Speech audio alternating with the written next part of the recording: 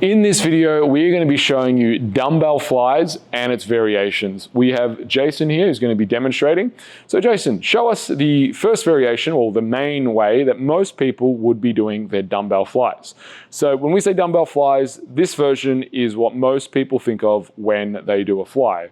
They're on the bench, it's usually flat, and yes, you can do obviously your pec flies on an incline, that's not a problem, but as you can see there, Jason's coming through this position and coming all the way up. So some things to note on a fly is at that end position, that's where most of the tension is. And where Jason is right here, that's where the least amount of tension is. So if I was training Jason in this case, what I would be doing as he comes through is giving him a slight resistance on the way through. So come through, Jason, go again, do your fly. And as he comes through, I'm going to give him slight resistance here. Now, you may not have seen it on camera, but where Jason's elbows are coming through, they're coming through on this angle. They're coming a little bit low.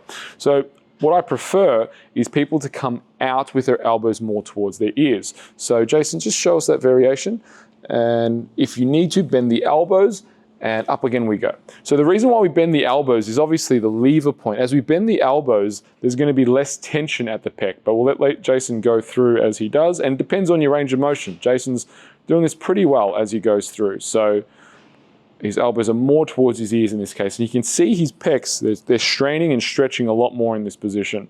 So that's a pretty nice looking fly. And again, if I'm training Jason, I can stand through, and as he comes up, I'm going to put my hands there to give him a little bit of resistance and go straight in. So there's no easy spot of the fly. So that's where most of the tension is, and I just give him that. All right, sit up for us, Jason.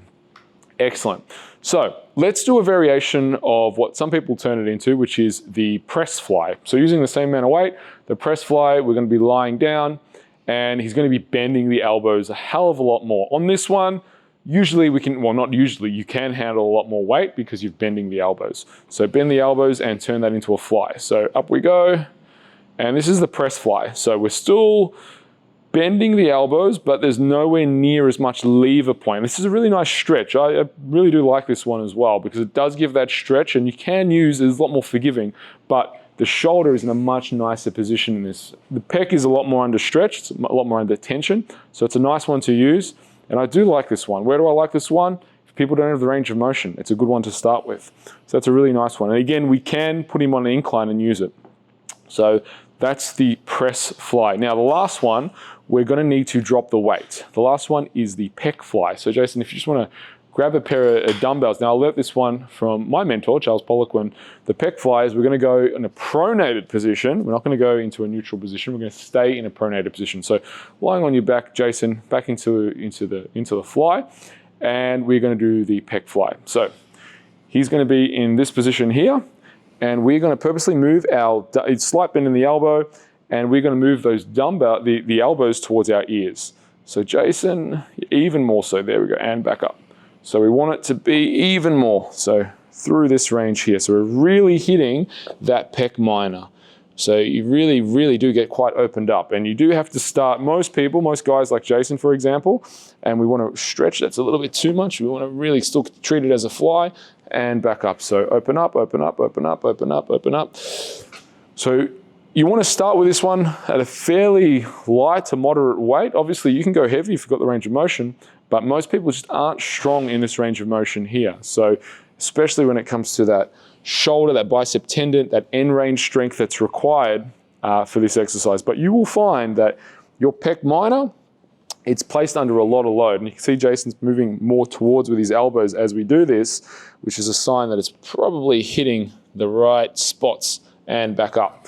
So that's your pec fly. Now you can also do your pec fly with an unrolling grip, which is where he would point the thumbs down as he does it to get more range of motion, but we won't do that. So in this range, if you've got the range of motion, Jason, you would then flip your elbows that way, which would create even more of a stretch, and then you come back. That's the unrolling grip position. So at the bottom, so you come here into there, and then you unroll, and then you roll back in that way and come. That's called unrolling grip pec fly, which again, just as you unroll, it creates more of a stretch at that end position. And this again is about creating strength at end range position.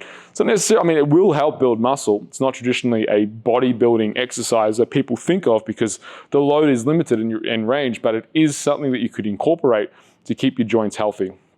So just do one more, Jason, and then we'll leave that one there. How's that one feeling? Pretty good. You feel that more light up with the stretching and pulling the chest apart. All right, jump up for us, Jason.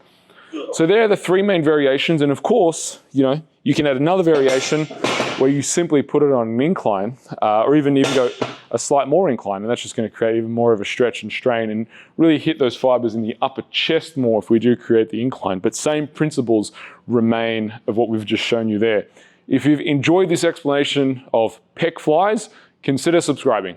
Want more videos to learn how to build your superhuman? Click here or here.